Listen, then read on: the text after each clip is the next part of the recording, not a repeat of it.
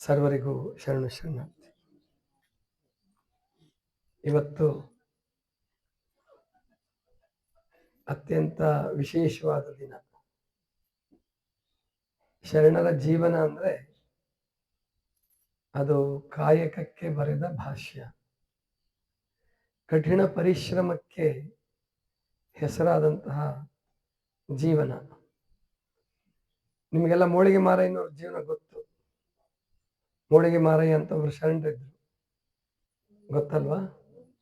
ಆನೆ ಕುದುರೆ ಬಂಡಿ ಭಂಡಾರವಿದ್ದಡೇನೋ ತಾನುಂಬುದು ಹಿಡಿಯಕ್ಕಿ ಅಥವಾ ಪಡಿಯಕ್ಕಿ, ಕುಡಿಯುವುದು ಒಂದಾವಿನ ಹಾಲು, ಮಲಗುವುದು ಅರ್ಧ ಮಂಚ. ಈ ಹುರುಳಿಲ್ಲದ ಸಿರಿಯ ಮೆಚ್ಚಿ ಕೆಡಬೇಡ, ಈ ವಚನ ಹೇಳಿದಂತಹ ಕಾಶ್ಮೀರದಲ್ಲಿ ಮಹಾರಾಜರಾಗಿದ್ದಂತಹ ಕಲ್ಯಾಣಕ್ಕೆ ಬಂದು ಕಾಯಿಕ ಆರಿಸಿಕೊಳ್ಳುವಾಗ ಅವರು ಮಹಾರಾಜರಾಗಿದ್ರು. ಅನುಭವ ಮಂಟಪದಲ್ಲಿ ಯಾವ್ದಾದ್ರು ಕೆಲಸ ಕೇಳಿದ್ರೆ ಕೊಡ್ತಿದ್ರು. ಬಸವಣ್ಣವ್ರ ಹತ್ರನೇ ಇಟ್ಕೊಂಡ್ಬಿಡ್ತಿದ್ರೇನು. ಆದ್ರೆ ಅವ್ರು ಆರಿಸ್ಕೊಂಡ್ ಕಾಯಕ ಯಾವುದು? ಕಟ್ಟಿಗೆ ಕಡಿಯೋದು. ಆಲ್ಬರ್ಟ್ ಐನ್ಸ್ಟೀನ್ ಜೀವನದಲ್ಲಿ ಒಂದು ಘಟನೆ ನಡೆಯುತ್ತೆ ಅಂತ ಹೇಳಿದ್ದಾರೆ. ಆಲ್ಬರ್ಟ್ ಐನ್ಸ್ಟೀನ್ ಬಹಳ ದೊಡ್ಡ ವಿಜ್ಞಾನಿ, 20ನೇ ಶತಮಾನ ಕಂಡ ಬಹಳ ದೊಡ್ಡ ಬುದ್ಧಿವಂತ. ವಿಶ್ವೇಶ್ವರಯ್ಯನವರು, ಆಲ್ಬರ್ಟ್ ಐನ್ಸ್ಟೀನ್ ಇಬ್ರು ಜಗತ್ ಪ್ರಸಿದ್ಧ ಬುದ್ಧಿವಂತರು ಅಂತ ಪ್ರಸಿದ್ಧಿ. ಆದ್ರೆ ಆಲ್ಬರ್ಟ್ ಐನ್ಸ್ಟೀನ್ ಒಂದು ಪ್ರಾರ್ಥನೆ ಕೊನೆಗಿದೆ ಅಂತ ಹೇಳ್ತಾರೆ. ಅವನು ಅಂತಿಮ ದಿನಗಳು ಬಂದಾಗ, ಅಂತಿಮ ದಿನ ಅಂದ್ರೆ ಸಾವಿನ ಪ್ರಸಂಗ ಬಂದಾಗ, ಅಂದ್ರೆ ಅವನು ಕಣ್ಣೆದುರಿಗೇನೆ ಪರಮಾಣು ಬಾಂಬ್ ಸ್ಫೋಟ ಆಯಿತು. ಹಿರೋಶಿಮಾ ನಾಗಸಾಕಿ ಮೇಲೆ ಪರಮಾಣು ಬಾಂಬ್ ಬಿದ್ದು ಲಕ್ಷಾಂತರ ಜನ ಸುಟ್ಟು ಹೋಗ್ಬಿಟ್ರು. ಭೂಮಿ 10 ವರ್ಷಗಳು ಬೆಳೆ ಬೆಳಿಲಾರ್ದಂತ ರೀತಿಯಲ್ಲಿ ನಷ್ಟ ಆಯಿತು. ಇಂತಹ ತಾನು ಅಂದ್ರೆ ಪರಮಾಣು ಬಾಂಬ್ ಕಂಡುಹಿಡಿಯೋದಕ್ಕೆ ಸೂತ್ರ ನಿರ್ಮಿಸಿದವನು ಆಲ್ಬರ್ಟ್ ಐನ್ಸ್ಟೀನ್. ನೊಂದ್ಕೊಂಡು ಬೇಜಾರಾಗಿ ಕಣ್ಣೀರು ಹಾಕ್ತಾನೆ. ಕೊನೆಗೊಂದು ಪ್ರಾರ್ಥನೆ ಮಾಡ್ತಾನೆ ಅಂತ ಹೇಳಿದ್ದಾರೆ ಜನ. ಏನಂದ್ರೆ, ನನ್ನ ಮುಂದಿನ ಜನ್ಮ ಅಂತ ಇದ್ರೆ ನನ್ನನ್ನ ಒಬ್ಬ ಚಮ್ಮಾರನನ್ನಾಗಿ ಹುಟ್ಟಿಸು. ಚಮ್ಮಾರ ಅಂದ್ರೆ ಗೊತ್ತಾ? ಚಮ್ಮಾರ ಏನ್ ತಯಾರು ಮಾಡ್ತಾರೆ? ಪಾದರಕ್ಷೆ, ಕಾಬ್ಲರ್ ಅಂತ ಹೇಳ್ತಾರೆ ಇಂಗ್ಲಿಷಲ್ಲಿ. ನನ್ನನ್ನೊಬ್ಬ ಕಾಬ್ಲರ್ ಆಗಿ ಹುಟ್ಟಿಸು. ಯಾಕೆ? ವಿಜ್ಞಾನಿ ಆಗಬೇಕಾದ್ರೆ, ನೋಬೆಲ್ ಪ್ರೈಸ್ ತಗೋಬೇಕಾದ್ರೆ, ಅಥವಾ ಜಗತ್ತನ್ನು ನಡೆಸಬೇಕಾದ್ರೆ ತಲೆ ಬಹಳ ಕೆಲಸ ಮಾಡ್ಬೇಕಾಗುತ್ತೆ, ಮೆದುಳು ಬಹಳ ಕೆಲಸ ಮಾಡ್ಬೇಕಾಗುತ್ತೆ. ಅವರಿಗೆ ಆತ್ಮ ಸುಖ ಸಿಕ್ಕಲ್ಲ. ಎಲ್ಲಿ ಮೆದುಳು ಅತಿಯಾಗಿ ಕೆಲಸ ಮಾಡುತ್ತೋ ಅವನು ತಾನೂ ಸುಖಿಯಾಗಿರಕ್ಕಾಗಲ್ಲ, ಜಗತ್ತಿಗೂ ಸುಖ ಕೊಡಕ್ಕಾಗಲ್ಲ. ಈಗ ಟ್ರಂಪ್ ನೋಡ್ತಾ ಇದ್ದೀರಿ ನೀವು, ದಿವಸಕ್ಕೊಂದೊಂದು ಹೇಳಿಕೆ ಕೊಡ್ತಾನೆ, ಸುಮ್ಮನಿದ್ರೆ ಸಾಕು. ಆಮೇಲೆ ಸೋಷಿಯಲ್ ಮೀಡಿಯಾ ಇರೋದು ಎಲ್ಲದನ್ನೂ ಹಂಚ್ಕೊಳಕ್ಕಲ್ಲ. ಅವನು ಒಂದು ದೇಶದ ಅಂದ್ರೆ ಇಡೀ ಪ್ರಪಂಚದಲ್ಲೇ ಮುಂದುವರೆದ ದೇಶ ಅಂತ ಅಮೆರಿಕ, ಶ್ರೀಮಂತ ದೇಶ, ಅಂತ ದೇಶದ ರಾಷ್ಟ್ರಪತಿಯಾಗಿ ಸಣ್ಣ ಹುಡುಗರು ನಡೆದಂಗೆ ನಡ್ತಾ ಇದ್ದಾನೆ. ಇದು ಕಾರಣ ಏನು ಅಂದ್ರೆ ತಲೆ ಕೆಟ್ಟಾಗಿ ಹಿಂಗ್ ಮಾಡಿಸ್ತದ, ಗೊತ್ತಾಯ್ತಲ್ವಾ? ಅದಕ್ಕೆ ಆಲ್ಬರ್ಟ್ ಐನ್ಸ್ಟೀನ್ ತಲೆ ತುಂಬಾ ಕೆಲಸ ಮಾಡ್ತು ವಿಜ್ಞಾನಕ್ಕೋಸ್ಕರ. ಅವನ್ ಕಾಬ್ಲರ್ ಕೆಲಸ ಯಾಕೆ ಆಯ್ಕೆ ಮಾಡ್ಕೊಂಡ ಗೊತ್ತಾ ನಿಮಗೆ? ಅಲ್ಲಿ ಹೆಚ್ಚು ತಲೆ ಕೆಲಸ ಮಾಡಲ್ಲ, ಅಲ್ಲಿ ಸ್ವಲ್ಪ ಕಲಿತ್ರೆ ಸಾಕು, ಒಂದಷ್ಟು ಹೊಲಿಗೆ ಹಾಕಕ್ ಬಂದ್ರೆ ಸಾಕು, ಒಂದಷ್ಟು ಚರ್ಮ ಸಂಸ್ಕಾರ ಮಾಡೋದು ಕಲಿತ್ರೆ ಸಾಕು. ಇನ್ನು ಬಾಕಿ ಎಲ್ಲ ಆನಂದವನ್ನು ಅನುಭವಿಸ್ಬೋದು, ಹೃದಯದ ಆನಂದವನ್ನು ಅನುಭವಿಸ್ಬೋದು. ಈ ಕಾರಣಕ್ಕೆ ಮೊಳಗೆ ಮಾರಯ್ಯನವರು ಅಂದ್ರೆ ಮಹಾದೇವ ಭೂಪಾಲರು ಮಹಾರಾಜ ಕಾಯಕವನ್ನು ಬಿಟ್ಟು ಮುಂದೆ ಕಲ್ಯಾಣ ಬಂದ್ಮೇಲೂ ಕೂಡ ಯಾವ ಬೌದ್ಧಿಕ ಕೆಲಸವನ್ನು ಆರಿಸ್ಕೊಳ್ಳಾರ್ದೇನೆ ಆತ್ಮ ಸಂತೋಷವನ್ನು ನೀಡ್ತಕ್ಕಂತಹ ಶ್ರಮ ಭರಿತವಾದಂತಹ ಕೆಲಸ. ಅವರು 120 ವರ್ಷ ಬದುಕ್ತಾರ. ಅವರು ಮುಂದೆ 120 ವರ್ಷ ಅವ್ರ ವಚನದಲ್ಲೇ ಬರುತ್ತೆ, ಅಂದಂದಿಂಗೆ 120 ತುಂಬಿತ್ತು, ಸಾಕಪ್ಪ ಈ ದೇಹದ ಸಾವಾಸ, ಇನ್ನು ನಾನು ಹೋಗ್ಬೇಕು ಅಂತ ಅಂದಾಗ ಮಹಾದೇವಮ್ಮನವ್ರು ಹೇಳ್ತಾರೆ, ಎಲ್ಲಿಗೆ ಹೋಗ್ತಾರೆ? ಇದ್ದಲ್ಲೇ ಕೈಲಾಸವನ್ನು ಹುಡ್ಕೋಬೇಕು, ಸತ್ ಮೇಲೆ ಕೈಲಾಸ ಹುಡ್ಕೋದಲ್ಲ ಶರಣರಿಗೆ ಅಂತ ಹೇಳಿ ಮಹಾದೇವಿಯ ಅಮ್ಮನವರು ಹೇಳ್ತಾರೆ. ಅಂದ್ರೆ ಅತಿ ಬುದ್ಧಿವಂತರು ಸುಖಿಗಳಲ್ಲ, ಅತಿ ಶ್ರೀಮಂತರು ಸುಖಿಗಳಲ್ಲ, ಅತಿ ವಿದ್ಯೆಯನ್ನು ಗಳಿಸಿದವರು ಸುಖ ಸಿಕ್ಕಿಲ್ಲ. ಆದ್ರೆ ಸುಖ ಯಾರಿಗೆ ಸಿಕ್ಕಿದೆಯಪ್ಪ ಅಂದ್ರೆ ರೈತರಿಗೆ, ಕೂಲಿಕಾರರಿಗೆ, ಕಾರ್ಮಿಕರಿಗೆ. ಆದ್ರೆ ಪಾಪ ಅವರಿಗೆ ಅಜ್ಞಾನ, ಮೂಢನಂಬಿಕೆ, ದುಂದು ವೆಚ್ಚ, ಯಾವ್ದ್ರೆಲ್ಲ ದುಂದು ವೆಚ್ಚ ಮಾಡ್ಬಿಡ್ತಾರೆ. ಆಮೇಲೆ ಬಡತನ, ಅವ್ರಿಗೆ ಹೆಚ್ಚು ಹಣ ಸಿಕ್ಕಲ್ಲ. ಸಿಕ್ಕಿದ್ದನ್ನ ಮೂಢನಂಬಿಕೆ ಹೆಸರಿನಲ್ಲಿ, ದೊಡ್ಡ ಸಂಪ್ರದಾಯಗಳ ಹೆಸರಿನಲ್ಲಿ ದುಂದುಗಾರಿಕೆ ಮಾಡಿಬಿಡ್ತಾರೆ.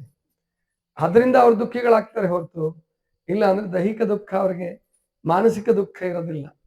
ಅದಕ್ಕೆ ಮೋಳಿಗೆ ಮಾರಯ್ಯನವರು ಕಠಿಣವಾದ ಪರಿಶ್ರಮವನ್ನ ಆಯ್ಕೆ ಮಾಡ್ಕೊಳ್ತಕ್ಕಂತಹ ಒಂದು ಕೆಲಸವನ್ನ ಅವರು ಒಪ್ಕೊಳ್ತಾರೆ. ಸಂತೋಷದಿಂದ ಅದನ್ನ ಕೊನೆ ತನಕ ಮಾಡ್ತಾರೆ. ಕಲ್ಯಾಣದಲ್ಲಿ ಪ್ರಸಿದ್ಧರಾಗ್ತಾರೆ. 900 ವರ್ಷ ಆಗ್ತಾ ಬಂದ್ರು ಕೂಡ ನಾವು ಅವ್ರನ್ನ ನೆನೆಸೋ ಹಾಗೆ. ಬಸವಣ್ಣವ್ರ ಹೆಸರು ಎಲ್ಲಿ ತನಕ ಇರ್ತದೋ ಅಲ್ಲಿ ತನಕ ಮೋಳಿಗೆ ಮಾರಯ್ಯನವರ ಹೆಸರು ಕೂಡ ಇರುತ್ತೆ. ಅಂದ್ರೆ ಇಂತಹ ಒಬ್ಬ ವಿಶೇಷ ವ್ಯಕ್ತಿ. ಯಾಕೆ ಇವತ್ತು ಅವ್ರ ಬಗ್ಗೆ ಹೇಳ್ತಾ ಇದ್ದೀನಿ ಅಂದ್ರೆ, ಕಾಶ್ಮೀರದಿಂದ ಕಲ್ಯಾಣಕ್ಕೆ ಅವ್ರು ಹೇಗ್ ಬಂದ್ರು? ಆನೆ ಮೇಲೆ ಬಂದ್ರ? ಕುದುರೆ ಮೇಲೆ ಬಂದ್ರ? ಇಲ್ಲ, ಆನೆ ಮೇಲೂ ಬರ್ಲಿಲ್ಲ, ಕುದುರೆ ಮೇಲೂ ಬರ್ಲಿಲ್ಲ, ನಡ್ಕೊಂಡ್ ಬಂದ್ರು, ಪಾದಯಾತ್ರೆ ಮಾಡ್ಕೊಂಡು ಬಂದ್ರು. ಭಿಕ್ಷುಕರ ರೀತಿನಲ್ಲಿ ಬಂದ್ರು. ಭಿಕ್ಷುಕರು, ಭಿಕ್ಕುಗಳಂದ್ರೆ ನಮ್ಮ ದೇಶದಲ್ಲಿ ಕೀಳಲ್ಲ, ಅವರು ಪರಮಾತ್ಮನ ಪ್ರತಿನಿಧಿಗಳು ಅಂತ ಕಾಣ್ತಾ ಇತ್ತು ಆಗಿನ ಕಾಲದಲ್ಲಿ. ಯಾರಾದ್ರೂ ಅಷ್ಟು ಆಜಾನುಬಾಹು ಮತ್ತು ರಾಜ ತೇಜ ಉಳ್ಳಂತಹ ಒಬ್ಬ ವ್ಯಕ್ತಿ ಮನೆ ಮುಂದೆ ಬಂದು ನಿಂತ್ಕೊಂಡ್ರೆ ಕಾಲಿಗೆ ನಮಸ್ಕಾರ ಮಾಡಿ ಊಟ ಮಾಡಿಸಿ ಕಳಿಸ್ತಾ ಇದ್ರು. ಅಂತಹ ದೇಶ ನಮ್ದು. ಅಂತಹ ಕಾಶ್ಮೀರದಿಂದ ಕಲ್ಯಾಣದವರೆಗೆ ಪಾದಯಾತ್ರೆಗಳಾಗಿ ಬಂದರು. ಅದಕ್ಕೆ ನಮ್ಮ ದೇಶದಲ್ಲಿ ಇವತ್ತಿಗೂ ಕೂಡ ಪಾದಯಾತ್ರೆ ಇದೆ. ಇನ್ನು ಈ ಪಾದಯಾತ್ರೆಯನ್ನು ನಾವಷ್ಟೇ ಮಾಡ್ತೀವಿ ಅಂತಲ್ಲ. ಅಂದ್ರೆ ವಾರ್ಖರಿ ಪಂಥದವರು, ಲಿಂಗಾಯತರು ಅಥವಾ ಶ್ರೀಶೈಲಕ್ಕೆ ಹೋಗೋರು, ಧರ್ಮಸ್ಥಳಕ್ಕೆ ಹೋಗೋರು ಅಷ್ಟೇ ಪಾದಯಾತ್ರೆ ಮಾಡ್ತಾರೆ ಅಂತ ತಿಳ್ಕೊಬೇಡಿ. ವಿದೇಶದಲ್ಲೂ ಕೂಡ ಪಾದಯಾತ್ರೆ ಬೇರೆ ತರ ಇದೆ. ಇಲ್ಲಿ ನಾವು ದೇವ್ರ ಹೆಸರು ಮಾಡ್ತಾರೆ ಬಹಳ ಜನ. ಉಳುವಿಗೆ ಹೋಗೋದಾಗ್ಲಿ, ಅಥವಾ ಶ್ರೀಶೈಲಕ್ಕೆ ಹೋಗೋದಾಗ್ಲಿ, ಧರ್ಮಸ್ಥಳಕ್ಕೆ ಹೋಗೋದಾಗ್ಲಿ, ಗುಡ್ಡಾಪುರಕ್ಕೆ ಹೋಗೋದಾಗ್ಲಿ, ಶರಣರ ಕೃಪೆಗೋಸ್ಕರ, ದೇವ್ರ ಕೃಪೆಗೋಸ್ಕರ ಅಂತ ನಾವು ಮಾಡ್ತೀವಿ. ಯುರೋಪ್ ಖಂಡದಲ್ಲಿ ಒಂದು ರಸ್ತೆ ಮಾಡಿದ್ದಾರೆ. ಅವ್ರು ಎಷ್ಟು ಮುಂದುವರೆದಿದ್ದಾರೆ ನೋಡಿ. ನಮ್ಮಲ್ಲಿ ಇನ್ನೂ ನಮ್ಮ ಕೈಯಲ್ಲಿ ಮಾಡಕ್ ಸಾಧ್ಯ ಆಗಿಲ್ಲ, ಪ್ರಾಯಶಃ ಆಗೋದೂ ಇಲ್ಲ. ಯುರೋಪ್ ಖಂಡದಲ್ಲಿ ಸುಮಾರು 10-12 ದೇಶಗಳಲ್ಲಿ, ಅವು ಸಣ್ಣ ಸಣ್ಣ ದೇಶಗಳು, ನಮ್ಮ ಕರ್ನಾಟಕದಂತೂ 2 ದೇಶ ಇದಾವಲ್ಲ ಕೆಲವು, ಗೊತ್ತಾಯ್ತಲ್ವಾ? ಅಲ್ಲಿ ಒಂದು 10-12 ದೇಶಗಳಲ್ಲಿ ಹಾದು ಹೋಗ್ತಕ್ಕಂಥ ಒಂದು ರಸ್ತೆ ಮಾಡಿದ್ದಾರೆ. 500 ಕಿಲೋಮೀಟರ್ಗಿಂತ ಜಾಸ್ತಿ ಇದೆ. ಅದು ಸುಮಾರು 600 ಕಿಲೋಮೀಟರ್ ಆಗ್ಬೋದು ಅಂತ ಇಟ್ಕೊಳ್ಳಿ. ಅಲ್ಲಿ ಬೇರೆ ಯಾವ ವಾಹನಕ್ಕೂ ಅವಕಾಶ ಇಲ್ಲ, ಬೇರೆ ಯಾವ ವಾಹನಕ್ಕೂ ಅವಕಾಶ ಇಲ್ಲ, ಕೇವಲ ಪಾದಯಾತ್ರಿಗಳಷ್ಟೇ. ಆಮೇಲೆ ಅಲ್ಲಲ್ಲಿ ತಂಗುದಾಣಗಳು, ಹೋಟೆಲ್ಗಳು, ಆಮೇಲಿಂದ ಅವರಿಗೆ ವಿಶ್ರಾಂತಿ ಗೃಹಗಳು ಎಲ್ಲ ಮಾಡ್ಕೊಂಡಿದ್ದಾರೆ. ಅವ್ರಿಗೆ ಎಷ್ಟಾದ್ರೂ ಮಾಡ್ಬೋದು, 500 ಕಿಲೋಮೀಟರ್ ಮಾಡ್ಬೋದು, 600 ಕಿಲೋಮೀಟರ್ ಮಾಡ್ಬೋದು. ಅವ್ರಿಗೆ ಅಲ್ಲೇನು ಅದೇನು ಫೀಸ್ ಕಟ್ಟಿ ಒಪ್ಪಿಗೆ ತಗೊಂಡು ಆಮೇಲೆ ಅಲ್ಲಿ ವಿಶ್ರಾಂತಿ ಮಾಡ್ಕೊಂತ ಪಾದಯಾತ್ರೆ ಮಾಡಬಹುದು. ಆ ಪರಿಕಲ್ಪನೆಯಲ್ಲಿ ಏನೋ ಗೊತ್ತಿಲ್ಲ, ಮೋದಿಯವರು ಪಂಡ್ರಾಪುರದಿಂದ ಪ್ರಾಯಶಃ ಆಳಂದಿಗೆ ಕಾಣಿಸ್ತದೆ, ತುಕಾರಾಮರು ಹುಟ್ಟಿದಂತ ಊರಿನಿಂದ ಪಂಡ್ರಾಪುರಕ್ಕೆ ಸುಮಾರು 200 ಕಿಲೋಮೀಟರ್ ದಾರಿ. ಅಲ್ಲಿ ಅಂದ್ರೆ ಫುಟ್ಪಾತ್ ಅನ್ನೇ ನಿರ್ಮಾಣ ಮಾಡಿಕೊಟ್ಟಿದ್ದಾರೆ. ಅಲ್ಲಿ ಯಾವ ಗಾಡಿಗಳು, ಸೈಕಲ್ಲು ಯಾವುದು ಬರಂಗಿಲ್ಲ, ಕೇವಲ ಪಾದಯಾತ್ರಿಗಳು ಮಾತ್ರ ಹೋಗ್ಬೇಕಲ್ಲಿ. 200 ಕಿಲೋಮೀಟರ್ ಆ ತರ ಮಾಡಿದ್ದಾರೆ. ಆದ್ರೆ ನಮ್ಮಲ್ಲಿ ಇನ್ನೂ ಅದು ಆಗೋದಕ್ಕೆ ಕಷ್ಟ ಇದೆ, ಜಾಗನೂ ಇಲ್ಲ ಅಂತ ಕಾಣಿಸುತ್ತೆ. ಕೊನೆ ಪಕ್ಷ ಪಾದಯಾತ್ರೆ ಆಯ್ಕೆ ಮಾಡ್ಕೊಳ್ಳುವಾಗ ನಾವು ಬೆಳಗಿನ ವೇಳೆಯನ್ನು ಆಯ್ಕೆ ಮಾಡ್ಕೋಬೇಕು ಒಂದು. ಎರಡನೇದು, ಹೈವೇಗಳಲ್ಲಿ ಹಾದು ಹೋಗಬಾರ್ದು ನಮ್ಮ ಪಾದಯಾತ್ರೆ. ಈ ಮಂತ್ರಾಲಯ, ಶ್ರೀಶೈಲ, ಧರ್ಮಸ್ಥಳ ಹೋಗ್ತಾರೆ ಪಾಪ, ತುಂಬಾ ಜನ ಹೋಗ್ತಾರೆ, ಸಾವಿರಾರು ಜನ ಹೋಗ್ತಾರೆ. ಆದರೆ ಹೆಚ್ಚಿನ ಪ್ರಯೋಜನ ಆಗಲ್ಲ. ಯಾಕೆಂದ್ರೆ ಸಾವಿರಾರು ಲಾರಿಗಳು, ಸಾವಿರಾರು ಬಸ್ಸುಗಳು, ವಾಹನಗಳು ಇವೆಲ್ಲ ಓಡಾಡ್ತಿದ್ರೆ ಅಲ್ಲಿ ಪೊಲ್ಯೂಷನ್ ಆಗ್ತಿರುತ್ತೆ. ಆಮೇಲೆ ಶಬ್ದ ಮಾಲಿನ್ಯ ಮತ್ತು ವಾಯು ಮಾಲಿನ್ಯ ಎರಡೂ ಆಗ್ತಿರುತ್ತೆ. ನಾವು ಉಳಿವಿಂದ ಬಸವ ಕಲ್ಯಾಣ 640 ಕಿಲೋಮೀಟರ್ ಮಾಡಿದ್ವಿ. ಆದ್ರೆ ಸಾಧ್ಯವಾದಷ್ಟು ನಾವು ಹೈವೇನಲ್ಲಿ ಹೋಗ್ಲಿಲ್ಲ, ತುಂಬಾ ಕಡಿಮೆ ಅಂತ ಇಟ್ಕೊಳ್ಳಿ. ಹೈವೇನಲ್ಲಿ 10 ಕಿಲೋಮೀಟರ್ ಹೋಗಿಲ್ವೇನೋ ನಾವು. ಒಂದೇ ಒಂದು ಅಲ್ಲಿ ದೇವರ ಹಿಪ್ಪರಿಗೆ ಸಿಂದಗಿಯಿಂದ ಸಿಂದಗಿಗೆ ಅಷ್ಟೇ. ಅಲ್ಲಿ ನಾವು ಒಂದು 18 ಕಿಲೋಮೀಟರ್ ಹೈವೇನಲ್ಲಿ ಹೋಗ್ಬೇಕಾಗಿತ್ತು ಅನಿವಾರ್ಯವಾಗಿ. ಅಷ್ಟು ಬಿಟ್ರೆ ಇನ್ಯಾವುದೋ ಸಾಮಾನ್ಯ ನಾವು ಹಳ್ಳಿ ರಸ್ತೆಗಳನ್ನೇ ಒಳಗಡೆ ಹೋಗ್ತಕ್ಕಂಥ ರಸ್ತೆಗಳನ್ನೇ ಸರ್ವೆ ಮಾಡಿ ಅದನ್ನೇ ಆಯ್ಕೆ ಮಾಡಿದ್ವಿ. ಅದೇ ತರ ಉಳ್ಕೊಳಕ್ಕೂ ವ್ಯವಸ್ಥೆ ಮಾಡಿದ್ವಿ. ಈಗ ನಾವು ಉಳುವಿ ಪಾದಯಾತ್ರೆ 18 ವರ್ಷದಿಂದ ಮಾಡ್ತಾ ಇದ್ದೀವಿ. ಇದು 18ನೇ ಪಾದಯಾತ್ರೆನ 19ನೇದ 19ನೇ ಪಾದಯಾತ್ರೆ 18 ವರ್ಷ ಮುಗಿಸಿದ್ದೀವಿ. 19ನೇ ಪಾದಯಾತ್ರೆ ನಾಳೆ ಆಗೋದು. ನಾನು ಇದಲ್ಲದೆ ಅಂದ್ರೆ ಮಹಾಮನೆಯಿಂದ ಅಲ್ಲದೆ ಒಂದ್ಸಾರಿ ಸಲ್ಕಿನ್ಕೊಪ್ಪದಿಂದ ಮಾಡಿದ್ದೀನಿ. ಅಲ್ಲಿ ಹೋಗ್ತಾ ಬರ್ತಾ 2 ಮೈ ಪಾದಯಾತ್ರೆ ಮಾಡಿದ್ವಿ ಅವಾಗ 96ರಲ್ಲಿ. ಗದಗಿನಿಂದ ಉಳುವಿಗೊಂದು ಮಾಡಿದ್ದೀನಿ. ಅಂದ್ರೆ ನಂದು 21ನೇ ಪಾದಯಾತ್ರೆ ಇದು ವೈಯಕ್ತಿಕವಾಗಿ. ಹೀಗೆ ಇಷ್ಟು ವರ್ಷ ಮಾಡಿದ್ರು ಉಳುವಿ ಪಾದಯಾತ್ರೆ ಮಾತ್ರ ಬಿಟ್ಟಿಲ್ಲ ನಾವು. ಯಾಕೆಂದ್ರೆ ಅಲ್ಲಿ ರಸ್ತೆ ಚೆನ್ನಾಗಿದೆ, ಒಳಗಡೆ ಹೋಗ್ತೀವಿ, ಕಾಡಲ್ಲಿ ಹೋಗ್ತೀವಿ. ಆದ್ರಿಂದ ಆರೋಗ್ಯಕ್ಕೆ ಹೆಚ್ಚಿನ ತೊಂದರೆ ಆಗಲ್ಲ. ಮತ್ತು ನಮ್ಮ ಆಯ್ಕೆ, ನಮ್ಮ ಸಮಯವನ್ನು ಈ ತರ ಆಯ್ಕೆ ಮಾಡ್ಕೊಳ್ಳೋದು ತುಂಬಾ ಕಡಿಮೆ. ಈಗ ಧಾರವಾಡದವ್ರು ಹೋದ್ರು ಇವತ್ತು, ಅದೇ ಬಿಸಿಲಲ್ಲಿ ನಡೀತಾ ಇದ್ರು ಅಂತ ಹೇಳಿದ್ರು.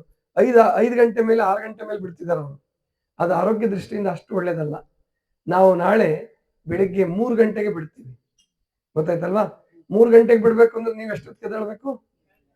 2 ಗಂಟೆಗೆ ಎದ್ದೇಳ್ಬೇಕು. 2 ಗಂಟೆಗೆ ಎದ್ದೇಳಿ ಸ್ನಾನ ಮಾಡ್ಕೊಳ್ಳಿ. ತಣ್ಣೀರ್ ಸ್ನಾನ ಯಾರಿಗೆ ರೂಢಿ ಇದೆ ಸ್ನಾನ ಮಾಡ್ಕೊಂಬಿಡಿ. ತಣ್ಣೀರ್ ಎಲ್ಲಿ ಬೇಕಾದ್ರೂ ಸಿಗುತ್ತೆ. ಯಾರಿಗೆ ತಣ್ಣೀರ್ ರೂಢಿ ಇಲ್ಲ, ಬಿಸಿನೀರು ಮಾಡ್ಬೇಕು ಅಂತ ಬಿಸಿನೀರ್ ವ್ಯವಸ್ಥೆ ಇರುತ್ತೆ ರೂಮ್ಗಳಲ್ಲಿ. ನಿಮ್ ರೂಮ್ಗಳಲ್ಲೇ 10 ರೂಮ್ಗಳಲ್ಲಿ ಬಿಸಿನೀರು ಬರ್ತದೆ. ಇನ್ನು ಅಟ್ಯಾಚ್ಡ್ ಬಾತ್ರೂಮ್ ಇರೋ ರೂಮ್ಗಳಲ್ಲೆಲ್ಲ ಬರುತ್ತೆ. ಈ ಕಡೆ ಜನರಲ್ ಬಾತ್ರೂಮ್ ಟಾಯ್ಲೆಟ್ಲು ಬಿಸಿನೀರು ಬರ್ತದೆ, ಜನರಲ್ ಬಾತ್ರೂಮ್ಸ್ ಅಲ್ಲೂ ಬರುತ್ತೆ. ಇಲ್ಲಿ ಕೆಳಗಡೆ ಬಾತ್ರೂಮ್ಸ್ ಇದೆ ಒಂದಷ್ಟು, ಅಲ್ಲೂ ಖಾಲಿ ಇದ್ದವರು ಎಲ್ಲೆಲ್ಲಿ ಅನುಕೂಲ ಆಗುತ್ತೋ ಅಡ್ಜಸ್ಟ್ ಮಾಡ್ಕೊಳ್ಳಿ. ಮತ್ತೆ ಆರೋಗ್ಯ ಸಾಧಕರು ಇಲ್ಲಿ ಏನ್ ಇರ್ತಿರಲ್ಲ, ಅವ್ರು ಬೇರೆಯವ್ರಿಗೆ ಸ್ನಾನ ಮಾಡಿಸ್ಬಿಟ್ಟು ಕಳಿಸ್ಬಿಡಿ. ಪಾದಯಾತ್ರೆ ಮಾಡೋರಿಗೆ ನಿಮ್ಮ ರೂಮಲ್ಲಿ ಕರೆದು ಬನ್ನಿ ಸ್ನಾನ ಮಾಡ್ಕೊಳ್ಳಿ ಅಂತ ಹೇಳಿ ಅದೊಂದು ಸೇವೆ ಮಾಡಬಹುದು ನೀವು. ಆಮೇಲೆ ನಿಮಗೆ ಕಾಯಿಸ್ಕೊಡ್ತಾರೆ. ಅಂದ್ರೆ ನಾವು 2 ಗಂಟೆಯಿಂದ 3 ಗಂಟೆಗೆ ಬಿಟ್ಬಿಡ್ತೀವಿ. ಮತ್ತೆ ಹೀಟರ್ ಚಾಲೂ ಮಾಡಿ, ಹೀಟ್ ಪಂಪ್ ಚಾಲೂ ಮಾಡಿ ನಿಮಗೆ ಬಿಸಿನೀರು ಕೊಡ್ಬೋದು, ಏನ್ ತೊಂದರೆ ಇಲ್ಲ. ಅದನ್ನ ರಮೇಶ್ ಅವರು ಮತ್ತು ಇಲ್ಲಿ ಉಳ್ಕೊಂಡಂತವ್ರು ಮಾಡ್ತಾರೆ, ವ್ಯವಸ್ಥೆ ಮಾಡ್ತಾರೆ. ಆದ್ರಿಂದ 2 ಗಂಟೆಯಿಂದ 3 ಗಂಟೆ ಒಳಗಡೆ ಅಥವಾ ಇನ್ನೂ ಬೇಗ ಎಚ್ಚರ ಆದ್ರೆ 1:30 ಗಂಟೆಗೆ ಸ್ನಾನ ಮಾಡ್ಕೊಳ್ಳಿ. 2 ಗಂಟೆಗೆ ನಾವು ಬೆಲ್ ಮಾಡ್ತೀವಿ ಅಥವಾ ಮನೆ ನಿಮ್ಮ ರೂಮಿಗೆ ಬಂದು ಎಬ್ಬಿಸ್ತಾರೆ. ಎಬ್ಬಿಸ್ಬಿಟ್ಟು ನಿಮಗೆ ಸ್ನಾನಕ್ಕೆಲ್ಲ ವ್ಯವಸ್ಥೆ ಮಾಡ್ಕೊಡ್ತಾರೆ. ಸ್ನಾನ ಮಾಡ್ಕೊಳ್ಳಿ. 2:50ಕ್ಕೆ ಸಾಧ್ಯವಾದ್ರೆ ಇಲ್ಲಿ ಬನ್ನಿ. 2:50, 2:55ಕ್ಕೆ ನಿಂತ್ಕೊಂಡ್ಬಿಡೋಣ. 3 ಗಂಟೆಗೆ ಉದ್ಘಾಟನೆ ಆಗುತ್ತೆ. ಅಂದ್ರೆ ಒಂದು 5 ನಿಮಿಷ 10 ನಿಮಿಷ ಪ್ರಾರ್ಥನೆ ಮಾಡೋಣ. ಪ್ರಾರ್ಥನೆ ಮಾಡಿ ಪರಮಾತ್ಮನಿಗೆ ಗುರುಲಿಂಗ ಜಂಗಮವನ್ನ ಪ್ರಾರ್ಥನೆ ಮಾಡಿ ನಮ್ಮ ಪಾದಯಾತ್ರೆ ಯಶಸ್ವಿಯನ್ನ ಕೋರಿ ಆಮೇಲೆ ನಮ್ಮ ಹುಬ್ಳಿ ಧಾರವಾಡ ಕಾರ್ಪೊರೇಟರ್ ಲಕ್ಷ್ಮೀ ಮಾರುತಿ ಹಿಂಡಸ್ಕೇರಿ ಅವರು ಉದ್ಘಾಟನೆ ಮಾಡ್ತಾರೆ. ಸ್ವಲ್ಪ ದೂರ ನಮ್ಮ ಜೊತೆಗೆ ನಡೆಯೋದ್ರ ಮೂಲಕನೇ ಅವರು ಉದ್ಘಾಟನೆ ಮಾಡ್ತಾರೆ. ಅವ್ರು ಉದ್ಘಾಟನೆ ಮಾಡಿದ್ಮೇಲೆ ನಾವು ಹೊರಡೋಣ. ಅವರು ನಮ್ಮ ಜೊತೆ ಸ್ವಲ್ಪ ದೂರ ನಡೀತಾರೆ. ಇದು ಪಾದಯಾತ್ರೆಯ ವೇಳಾಪಟ್ಟಿ. ಈಗ ಮಂಗಳ ಆದ ಕೂಡಲೇ ನಿಮಗೆಲ್ಲ ಪ್ರಸಾದದ ವ್ಯವಸ್ಥೆ ಇರ್ತದೆ. ಯಾರ್ಯಾರು ಪ್ರಸಾದ ಮಾಡ್ತೀರಾ ಮಾಡಿ. ಅಕಸ್ಮಾತ್ ಪ್ರಸಾದ ಮಾಡಕ್ಕೆ ಇಷ್ಟ ಇಲ್ದಿದ್ದವರು ಒತ್ತಾಯಪೂರ್ವಕವಾಗಿ ಪ್ರಸಾದ ಮಾಡಬೇಡಿ. ಅಂದ್ರೆ ನಾನು ನಾಳೆ ನಡಿಬೇಕಲ್ಲಪ್ಪ ಅಂತ ಹೇಳಿ ನೀವು ಇಷ್ಟ ಇಲ್ದಿದ್ರು ಕೂಡ, ಹಸಿವಿಲ್ದಿದ್ರು ಪ್ರಸಾದ ಮಾಡಿದ್ರೆ ಹೊಟ್ಟೆ ಕೆಡೋ ಸಾಧ್ಯತೆ ಇರ್ತದೆ. ಹಾಗೆ ಮಾಡ್ಕೊಳ್ಬೇಡಿ. ನಿಮ್ಗೆ ಯಾರಿಗೆ ಹಣ್ಣು ಬೇಕು ಕೇಳ್ಕೊಳ್ಳಿ. ಅಂದ್ರೆ ಹಣ್ಣು ಬೇಕಾದವರು ರಮೇಶ್ ಅವ್ರಿಗೆ ಭೇಟಿ ಆಗ್ರಿ, ಧೀರಜ್ಗೆ ಭೇಟಿ ಆಗ್ರಿ, ಚಂದ್ರು ಇವರೆಲ್ಲ ಇದ್ದಾರೆ, ಮತ್ತು ನೀಲಮ್ ಅವ್ರಿಗೆ ಭೇಟಿ ಆಗ್ರಿ. ನಿಮಗೆ ಹಣ್ಣಿನ ವ್ಯವಸ್ಥೆ ಮಾಡ್ತಾರೆ. ಅಂದ್ರೆ ರಾತ್ರಿ ಹೊತ್ತು ಹಣ್ಣು ತಿನ್ನೋ ವ್ಯವಸ್ಥೆ, ಬಹಳ ಜನ ಹಣ್ಣಿನ ರೂಢಿ ಮಾಡ್ಕೊಂಡಿದ್ದೀರಾ, ರಾತ್ರಿ ಊಟ ಮಾಡದೇ ಇದ್ದವ್ರು ಇದ್ದೀರಾ. ಹಾಗಾಗಿ ಊಟ ಮಾಡಬೇಡಿ ಯಾರಿಗೆ ಇಷ್ಟ ಇಲ್ವೋ. ಹಸಿವಿದೆ, ನಾವು ತೃಪ್ತಿಯಾಗಿ ಸಂತೋಷವಾಗಿ ಊಟ ಮಾಡ್ತೀವಿ ನಾವು, ಪ್ರಸಾದದ ವ್ಯವಸ್ಥೆ ಇದೆ. ಖಂಡಿತ ಪ್ರಸಾದ ಮಾಡಿ, ಸಂಕೋಚ ಮಾಡ್ಕೋಬೇಡಿ. ಆದ್ರೆ ಬೆಳಿಗ್ಗೆ ನೀವು ಬೇಗ ಹೇಳೋದ್ರಿಂದ ಆ ಜೀರ್ಣಕ್ರಿಯೆಯಲ್ಲಿ ಸ್ವಲ್ಪ ವ್ಯತ್ಯಾಸ ಆಗ್ಬಹುದು. ಯಾಕೆ ಪ್ರತಿನಿತ್ಯ ನೀವು 5 ಗಂಟೆಗೆ 6 ಗಂಟೆಗೆ ಎದ್ದೇಳೋರು 2 ಗಂಟೆಗೆ ಎದ್ದಾಗ ಸ್ವಲ್ಪ ವ್ಯತ್ಯಾಸ ಆಗಬಹುದು. ಅದಕ್ಕೆ ಹೊಟ್ಟೆ ಹಗುರವಾಗಿರ್ಲಿ. ಆಮೇಲೆ ನಡೆಯುವಾಗ ಹಸಿವೇನಾಗಲ್ಲ. ಅಂದ್ರೆ ಅಡ್ವಾನ್ಸ್ ಯಾರು ತುಂಬ್ಕೊಳಕ್ ಹೋಗ್ಬೇಡಿ. ಅರ್ಥ ಆಯ್ತಾ? ನಾವು ಆ ತರ ಮಾಡಿ ತೊಂದರೆ ಮಾಡ್ಕೊಂಡಿದ್ದೀನಿ. ಅದಕ್ಕೆ ನನ್ನ ಅನುಭವ ಹೇಳ್ತಾ ಇದ್ದೀನಿ. ಅರ್ಥ ಆಯ್ತಲ್ವಾ? ಅಂದ್ರೆ ಬೆಳಿಗ್ಗೆ ನಾವು 2 ಗಂಟೆಯಿಂದ 3 ಗಂಟೆಗಿಂದ 8 ಗಂಟೆವರೆಗೂ ನಡಿಬೇಕಪ್ಪ, ಮತ್ತೆ ಚೆನ್ನಾಗಿ ಊಟ ಮಾಡ್ಬಿಡೋಣ ಅಂದ್ರೆ ಆರೋಗ್ಯ ಕೆಡೋ ಸಾಧ್ಯತೆ ಇರ್ತದೆ. ಆರೋಗ್ಯ ಕೆಡಿಸ್ಕೋಬೇಡಿ. ನೀವೇನ್ ಮಾಡಿ ಅವಾಗ ಅಂತಂದ್ರೆ, ನಿಮ್ಗೆ ಹಸಿವು ಆಗೋದಿಲ್ಲ, ನೀರು ಇಟ್ಕೊಳ್ಳಿ ಬಾಟ್ಲಲ್ಲಿ. ಪಾದಯಾತ್ರೆ ಮಾಡುವಾಗ ತಣ್ಣೀರೇ ಇಟ್ಕೊಳ್ಳಿ, ಅಥವಾ ಬಿಸಿನೀರು ಅನುಕೂಲ ಇದ್ರೆ ಫ್ಲಾಸ್ಕ್ ಇದ್ರೆ ಫ್ಲಾಸ್ಕ್ ಇಟ್ಕೊಳ್ಳಿ. ಫ್ಲಾಸ್ಕ್ ಭಾರ ಆಗತ್ತೆ, ಬೇಡ. ನೀರಿನ ಬಾಟ್ಲಿ ಅಂತ ಎಲ್ಲರೂ ಇಟ್ಕೊಂಡ್ ಬಂದಿದ್ದೀರಲ್ವಾ, ನೀರು ತುಂಬಿಟ್ಕೊಳ್ಳಿ. ಮಳೆ ನೀರಿದೆ. ನೀವು ನಡೀತಾ ನಿಮ್ಗೆ ಹಸಿವನ್ನ ಮನೋಭಾವನೆ ಆದ್ರೆ ನೀರು ಕುಡಿದ್ಬಿಡಿ. 5:30 ಗಂಟೆಗೆ ನಿಮಗೆ ಚಹಾ ಮತ್ತು ಬಿಸ್ಕೆಟಿನ ವ್ಯವಸ್ಥೆ ಮಾಡಿದೀವಿ. ಹಂಗಾಗಿ ಯಾರು ಚಿಂತೆ ಮಾಡಬೇಡಿ. ನಿಮಗೆ ಹೊಟ್ಟೆ ತುಂಬಾ ಬಿಸ್ಕೆಟ್ ಕೊಡ್ತೀವಿ, ಚಹಾ ಕೊಡ್ತೀವಿ, ಗೊತ್ತಾಯ್ತಲ್ವಾ? ಆದ್ರಿಂದ ಒಬ್ರು ದಾಸೋಹಿಗಳು ವ್ಯವಸ್ಥೆ ಮಾಡಿದ್ದಾರೆ ನಾಳೆ. ಆಮೇಲೆ ನಾಡಿದ್ದು ಕೂಡ ಒಬ್ರು ವ್ಯವಸ್ಥೆ ಮಾಡಿದ್ದಾರೆ. ಆ ವ್ಯವಸ್ಥೆ ಇಲ್ಲದಲ್ಲಿ ನಾವು ಮಹಾಮನೆ ವತಿಯಿಂದ ನಿಮ್ಮ ದಾಸೋಹಿಗಳ ಒಂದು ದಾಸೋಹನ್ನೇ ಬಳಸ್ಕೊಂಡು ನಿಮಗೆಲ್ಲ ವ್ಯವಸ್ಥೆ ಮಾಡ್ತೀವಿ. ಹಣ್ಣಿನ ವ್ಯವಸ್ಥೆ ಇರುತ್ತೆ ಮಧ್ಯೆ ಮತ್ತು ಬಿಸ್ಕೆಟ್ ಚಹಾದ ವ್ಯವಸ್ಥೆ ಇರುತ್ತೆ. ನಿಮ್ಗೇನು ಅನುಕೂಲ, ಕಷಾಯ ಕೂಡ ಮಾಡಿಸಿದ್ದಾರೆ. ಚಹಾ ಕುಡಿಲಾರ್ದವ್ರು ಕಷಾಯ ಕೂಡ ಕುಡಿಬಹುದು. ಹಾಗೆ ಆ ಥರ ವ್ಯವಸ್ಥೆ ಇರುತ್ತೆ. ಹಾಗಾಗಿ ಯಾರು ನಿಶ್ಚಿಂತವಾಗಿ ಪಾದಯಾತ್ರೆ ಮಾಡಿ. ಆಮೇಲೆ ಇನ್ನೊಂದು ಪಾಲಿಸ್ಬೇಕಾದ ನಿಯಮ ಏನಪ್ಪಾ ಅಂತಂದ್ರೆ, ಎಲ್ಲರೂ ಒಟ್ಟಾಗಿರಕ್ಕೆ ಪ್ರಯತ್ನ ಪಡಿ. ಆಗಲ್ಲ, ಯಾಕಂದ್ರೆ ಎಲ್ರದ್ದು ನಡಿಗೆ ಒಂದೇ ತರ ಇರಲ್ಲ. ಕೆಲವ್ರು ಮುಂದೆ ಹೋಗ್ಬೋದು, ತುಂಬಾ ಮುಂದೆ ಹೋಗ್ಬೇಡಿ. ಈಗ ಅದ್ರಲ್ಲೂ ನೀವು ಇಲ್ಲಿರೋರೆಲ್ಲ ಒಟ್ಟಿಗೆ ಹೋಗ್ತೀರ ಬಿಡಿ. ನಮ್ಮ ಮನಗಂಡು ಯುವಕರು ಆಮೇಲೆ ರೈತರುಗಳು ಅವ್ರಿಗೆ ನಿಧಾನಕ್ಕೆ ನಡೀರಿ ಅಂದ್ರೆ ಅವ್ರಿಗೆ ಕಷ್ಟ. ನಾವು ಅವ್ರನ್ನ ಹಿಂದೆ ಕೇಳಿದ್ರೆ ಅವ್ರು ಕಷ್ಟಪಡ್ತಾರೆ. ಅದಕ್ಕೆ ಕೆಲವರು ಅದರಲ್ಲಿ ನಿಮ್ಮನ್ನು ಕರ್ಕೊಂಡು ಬರೋರು ಇರ್ತಾರೆ. ಆದ್ರೆ ಸಾಧ್ಯವಾದಷ್ಟು ಮಟ್ಟಿಗೆ 10 ಜನ 15 ಜನ ಒಟ್ಟೊಟ್ಟಿಗೆ ಇರಕ್ಕೆ ಪ್ರಯತ್ನ ಮಾಡಿ. ಆಮೇಲೆ ಫೋನ್ ನಂಬರ್ ಇಟ್ಕೊಳ್ಳಿ, ಒಬ್ರದೊಬ್ರು ಫೋನ್ ನಂಬರ್ ಇಟ್ಕೊಳ್ಳಿ. ನೀವು ಅಕಸ್ಮಾತ್ ಅಂದ್ರೆ ನಾಳೆ ಒಂದು ದಿವಸ, ನಾಳೆ ಬೆಳಿಗ್ಗೆ ಮಾತ್ರ, ಯಾಕಂದ್ರೆ ಕೆಲವು ಕಿಲೋಮೀಟರ್, ಒಂದು 2-3 ಕಿಲೋಮೀಟರ್ ಅಷ್ಟೇ, 2 ಕಿಲೋಮೀಟರ್ ಸ್ವಲ್ಪ ಕಚ್ಚಾ ರೋಡ್ ಬರುತ್ತೆ.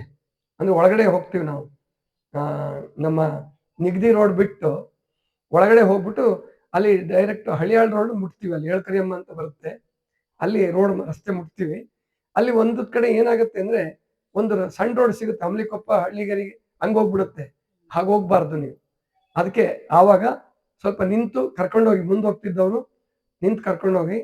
ಆಮೇಲೆ ಸಾಧ್ಯವಾದಷ್ಟು ಮಟ್ಟಿಗೆ ಅವ್ರಿಗೆಲ್ಲ ಹೇಳಿರ್ತೀವಿ, ದಾರಿ ತಪ್ಪಿಸ್ಕೊಳ್ಬೇಡಿ. ದಾರಿ ತಪ್ಪಿಸ್ಕೊಳ್ಳೋ ಪ್ರಸಂಗ ನಿಮಗೆ ಡೌಟ್ ಬಂತಂದ್ರೆ ಅಲ್ಲಿ ನಿಂತ್ಕೊಂಡು ಫೋನ್ ಮಾಡಿ, ಮುಂದೆ ಹೋದವ್ರಿಗೆ ಹೆಂಗ್ ಬರ್ಬೇಕು ನಾವು ಅಂತೇಳಿ ಫೋನ್ ಮಾಡ್ಕೊಂಡು ನೀವು ಬರೋಂಥ ವ್ಯವಸ್ಥೆ ಮಾಡ್ಕೊಳ್ಳಿ. ಯಾಕಂದ್ರೆ ಇಲ್ಲಿ ಪ್ರತಿಯೊಬ್ಬರನ್ನು ಎಲ್ಲರೂ ಗಮನಿಸಕ್ಕಾಗಲ್ಲ. ಅದಕ್ಕೆ ಸಾಧ್ಯವಾದಷ್ಟು ಹಿಂದೆ ಮುಂದೆ ಕಾಳಜಿ ಮಾಡ್ತಕ್ಕಂಥವ್ರು ಇರ್ತಾರೆ. ಆದ್ರೆ ಇಲ್ಲಿ ನೀವೆಲ್ಲರೂ ಪ್ರತಿಯೊಬ್ಬರು ಒಬ್ರನ್ನೊಬ್ರು ಕಾಳಜಿ ಮಾಡ್ತಕ್ಕಂಥದ್ದು, ನಿಮ್ಮನ್ನೇ ನೀವು ಕಾಳಜಿ ಮಾಡ್ಕೊಳ್ತಕ್ಕಂಥ ಅದು ವ್ಯವಸ್ಥೆಯನ್ನ ನೀವು ಮಾಡ್ಕೋಬೇಕು, ಗೊತ್ತಾಯ್ತಲ್ವಾ? ಆಮೇಲೆ ನಿಗದಿ ರೋಡ್ ಮುಟ್ಟಿದ್ಮೇಲೆ, ಹಳಿಯಾಳ್ ರೋಡ್ ಮುಟ್ಟಿದ್ಮೇಲೆ ತೊಂದರೆ ಇಲ್ಲ ಅಲ್ಲಿ, ಯಾಕಂದ್ರೆ ಸಾಮಾನ್ಯ ನೇರವಾಗೇ ಇದೆ. ಅಲ್ಲಿ ಬಣದೂರು ನಾಕ ಅಂತ ಬರ್ತದೆ, ಹಳ್ಳಿಗೆರೆ ಕ್ರಾಸ್ ಆದ್ಮೇಲೆ ಬಣದೂರು ನಾಕ. ಅಲ್ಲಿ ನಮ್ಮ ಮೋಹನ್ ಲಾಲ್ ಭಂಡಾರಿ ಅವರು ನಿಮಗೆಲ್ಲ ಚಹಾದ ವ್ಯವಸ್ಥೆ ಮತ್ತು ಬಿಸ್ಕೆಟ್ ವ್ಯವಸ್ಥೆ ಮಾಡಿದ್ದಾರೆ. ಅಲ್ಲೆಲ್ಲರೂ ಪ್ರಸಾದ ತಗೊಂಡು ಮುಂದೆ ಮಾವಿನ ಕೊಪ್ಪದಲ್ಲಿ ವಸ್ತಿ. ನಾಳೆ ಮಾವಿನ ಕೊಪ್ಪ ಅಲ್ಲೇ ಉಳ್ಕೊಳ್ಳೋದಿರುತ್ತೆ, ಅಲ್ಲಿ ಪ್ರಸಾದ ಮಾಡ್ಕೊಳ್ಳಿ. ಅಂದ್ರೆ ಹಳಿಯಾಳಕ್ಕೆ ಹೋಗ್ತಿದ್ವಿ, 8 ಕಿಲೋಮೀಟರ್ 9 ಕಿಲೋಮೀಟರ್ ನಡೆದಿರ್ತಿತ್ತು. ನಾಳೆ ಏನಿರಲ್ಲ, ಬಿಸಿಲಲ್ಲಿ ನಡೆಸಲ್ಲ ನಿಮ್ಮನ್ನ. ಹಾಗಾಗಿ 8ರಿಂದ 9 ಗಂಟೆ ಒಳಗಡೆ ಎಲ್ಲರೂ ಅಲ್ಲಿ ತಲುಪ್ತೀವಿ. ಕೆಲವರು ತುಂಬಾ ನಿಧಾನ ಆದವ್ರು 9:30ಗೂ ಆಗ್ಬೋದು, ಅದು ಏನು ತೊಂದರೆ ಇಲ್ಲ. ಬಂದು ಪ್ರಸಾದ ಮಾಡಿ ರೆಸ್ಟ್ ಮಾಡಿ, ಮಧ್ಯಾಹ್ನ ಮತ್ತೆ ಪ್ರಸಾದ ಮಾಡ್ಕೊಳ್ಳಿ. ಆಮೇಲೆ ಸಮಯ ಸಿಗುತ್ತೆ, ಇವಾಗ ನಿಮಗೆ ಮಧ್ಯಾಹ್ನ ಸಮಯ ಸಿಗುತ್ತೆ. ಅದಕ್ಕೆ ಏನ್ ಮಾಡಿ ಅಂತಂದ್ರೆ, ಪುಸ್ತಕಗಳು ಓದೋ ಅಭ್ಯಾಸ ಇಟ್ಕೊಳ್ಳಿ. ಯಾರು ಓದ್ಲಾರ್ದವರು ಕೂಡ ಸಣ್ಣ ಪುಟ್ಟ ಪುಸ್ತಕಗಳನ್ನ ಇಟ್ಕೊಂಡು ಪುಸ್ತಕ ಓದುವಂತ ಅಭ್ಯಾಸ ಮಾಡ್ಕೊಳ್ಳಿ, 1 ಗಂಟೆ ಅರ್ಧ ಗಂಟೆ. ಆಮೇಲೆ ನಿಮ್ಮ ಸ್ನೇಹಿತರ ಜೊತೆ ಚರ್ಚೆ ಮಾಡ್ಕೊಳ್ಳಿ, ಮಾತಾಡ್ಕೊಳ್ಳಿ. ಸಂಜೆ ಶಿವಾನುಭವ ಕಾರ್ಯಕ್ರಮ ಇರುತ್ತೆ. 5:30 6 ಗಂಟೆಗೆ ಪ್ರಾರ್ಥನೆ ಶುರು ಮಾಡಿಬಿಡೋಣ, ಸಂಜೆ 5:30ಗೆ ಶುರು ಮಾಡ್ಕೊಳ್ಳೋಣ. ಆಮೇಲೆ 8 ಗಂಟೆಗೆಲ್ಲ ಮುಗಿಸ್ಬಿಡ್ತೀವಿ. 8 ಗಂಟೆಗೆ ಪ್ರಸಾದ ಮಾಡಿ ವಿಶ್ರಾಂತಿ ಮಾಡಿ ಮತ್ತೆ ಬೆಳಿಗ್ಗೆ ಬೇಗ ಹೇಳೋದಿರುತ್ತೆ. ನಾಡಿದ್ದು ಅಂದ್ರೆ ನಾವು ಮಾವಿನ ಕೊಪ್ಪದಿಂದ ದಾಂಡೇಲಿ ಮುಟ್ಟಬೇಕಾದ್ರೆ ನಾವು ನೋಡೋಣ, ನಾಳೆ ಹೇಳ್ತೀನಿ. ಅಲ್ಲಿ 28ರಿಂದ 29 ಕಿಲೋಮೀಟರ್ ಆಗುತ್ತದೆ. ಅಲ್ಲಿ ನಿಮಗೆ 2 ಗಂಟೆಗೆ ಬಿಡಿಸ್ಬೇಕೋ ಅಥವಾ 3 ಗಂಟೆಗೆ ಬಿಡಿಸ್ಬೇಕು ಅಂತ ಜಿಜ್ಞಾಸೆ ಇದೆ. ಅದನ್ನ ನಾಳೆ ಹೇಳ್ತೀನಿ ನಿಮಗೆ. ಯಾಕಂದ್ರೆ 2 ಗಂಟೆಗೆ ಬಿಡೋದೇ ಒಳ್ಳೇದು ಅಂತ ಅನ್ಸುತ್ತೆ. 2 ಗಂಟೆಗೆ ಬಿಡ್ಬೇಕು ಅಂದ್ರೆ ನೀವು 1 ಗಂಟೆಗೆ ಎದ್ದೇಳಬೇಕಾಗ್ತದೆ. ಇಲ್ಲ, ಅಲ್ಲಿ ಸ್ನಾನದ ಬಗ್ಗೆ ತಲೆ ಕೆಡಿಸ್ಕೋಬೇಡಿ. ಇಲ್ಲಿ ನಾಳೆ ಒಂದ್ ದಿವಸ ಸ್ನಾನ ಮಾಡ್ಕೊಳ್ಳಿ, ನಾಡಿದ್ದು ಮುಖ ತೊಳ್ಕೊಂಡ್ಬಿಟ್ಟು ಹೊರಟು ಬಿಡಿ. ಯಾಕಂದ್ರೆ ಅಲ್ಲಲ್ಲಿ ನದಿಗಳು ಮತ್ತು ನೀರಿನ ವ್ಯವಸ್ಥೆ ಸಿಗುತ್ತೆ, ದಾಂಡೇಲಿ ಸಿಕ್ಕುತ್ತೆ. ಅಲ್ಲಿ ನೀವು ಸ್ನಾನ ಮಾಡ್ಕೋಬಹುದು ನಿಶ್ಚಿಂತವಾಗಿ. ಆದ್ರಿಂದ ಹಲ್ಲುಜ್ಜಿಕೊಂಡು ನೀಟಾಗಿ ಮುಖ ತೊಳ್ಕೊಂಡು ಸಿದ್ಧರಾಗ್ಬಿಡಿ. ವಿಭೂತಿ ಧಾರಣೆ ಮಾಡ್ಕೊಳ್ಳಿ, ಪರಮಾತ್ಮನ ಸ್ಮರಣೆ ಮಾಡಿ.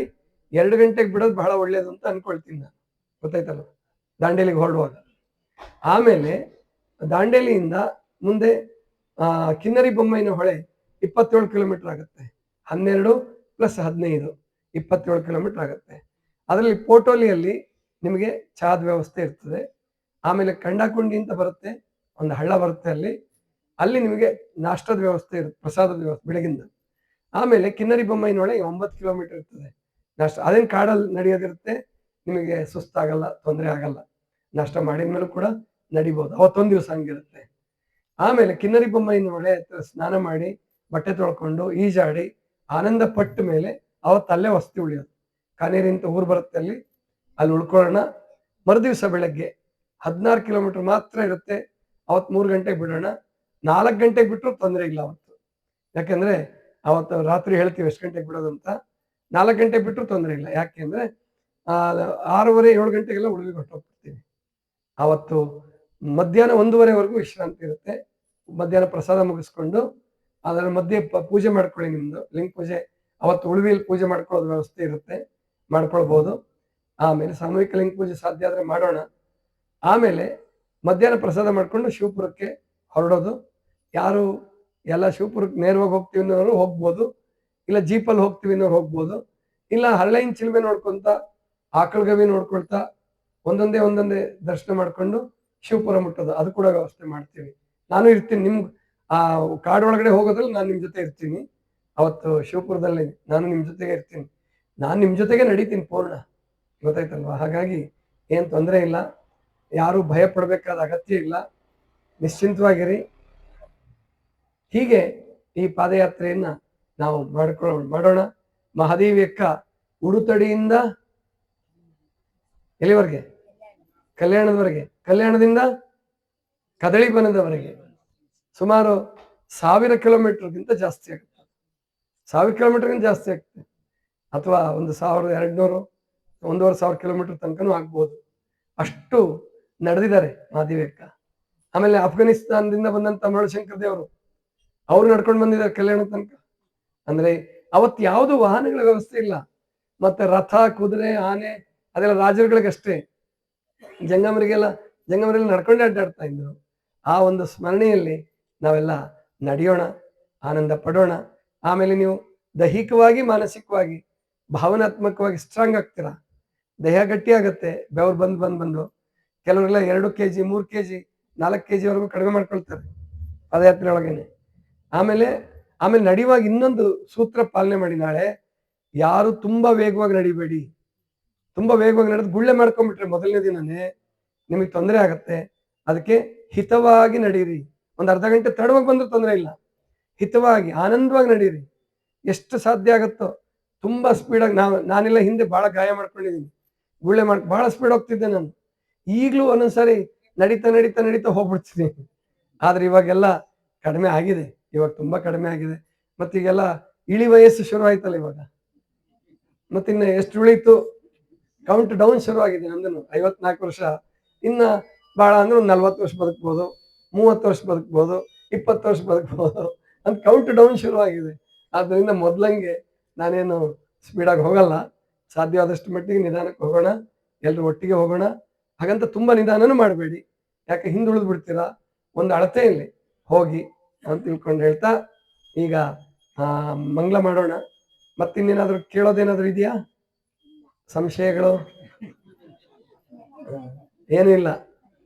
ಈಗ ಮಂಗಳ ಮಾಡೋಣ, ಮಂಗಳ ಒಳಗಡೆ ಹೋಗೋಣ ಮಂಗಳಕ್ಕೆ. ಆ ನಂತರ ಮಂಗಳ ಮಾಡಿ ಎಲ್ಲರೂ ಪ್ರಸಾದ ಸ್ವೀಕಾರ ಮಾಡಿ. ಸರ್ವರಿಗೂ ಶರಣ.